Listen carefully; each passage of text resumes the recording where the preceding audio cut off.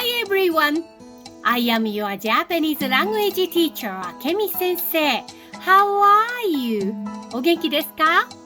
Today's lesson is just one phrase. Are you ready?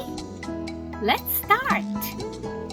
I just sneezed.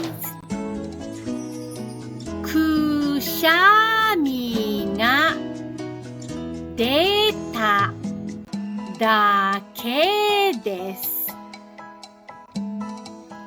くしゃみが出ただけです。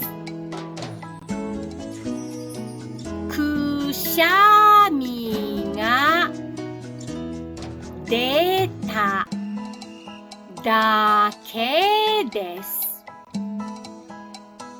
One more time. くしゃみが出ただけです。Good job! If you have any questions, please let me know. See you next time!